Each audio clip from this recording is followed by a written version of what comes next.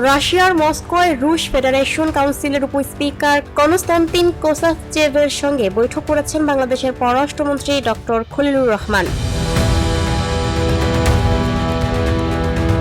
বৈঠকের শুরুতে রুশ উপস্পিকার চলতি বছরের ফেব্রুয়ারিতে অনুষ্ঠিত বাংলাদেশের সাধারণ নির্বাচন এবং প্রধানমন্ত্রী তারেক রহমানের নেতৃত্বে নতুন সরকার গঠনের জন্য বাংলাদেশকে অভিনন্দন জানান। আলোচনা আইনসভা সংক্রান্ত সহযোগিতা, ডিজিটাল রূপান্তর, সক্ষমতা বৃদ্ধি এবং সংসদীয় কূটনীতি জোরদারের বিষয়ে গুরুত্ব পায়। পররাষ্ট্রমন্ত্রী বাংলাদেশের পার্লামেন্ট উদ্যোগ, ডিজিটাল আইন প্রণয়ন সেবা এবং নাগরিক সম্পৃক্ততা প্ল্যাটফর্মের অগ্রগতির চিত্র তুলে ধরেন। এ সময় সাইবার নিরাপত্তা, কৃত্রিম বুদ্ধিমত্তায় বা এআই, আইন প্রণয়ন, গবেষণা এবং জ্ঞান বিনিময়ের ক্ষেত্রে সহযোগিতা বাড়ানোর বিষয়ে উভয় পক্ষ আগ্রহ প্রকাশ করে।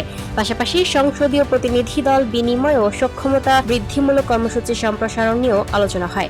বৈঠকে আন্তর্জাতিক সংসদীয় ফোরামগুলোতে সহযোগিতা বৃদ্ধি এবং সংসদীয় মৈত্রী গ্রুপ গঠনের বিষয় উঠে আসে। এ সময় পররাষ্ট্রমন্ত্রী রাশিয়ার একটি সংসদীয় প্রতিনিধি দলকে বাংলাদেশ সফরের আমন্ত্রণ জানান। উল্লেখ্য, রুশ পররাষ্ট্রমন্ত্রীর আমন্ত্রণে 3 দিনের সরকারি সফরে বর্তমানে রাশিয়া অবস্থান করছেন পররাষ্ট্রমন্ত্রী doctor Khalilur Rahman. Lucky Akter, up to date news, Dhaka.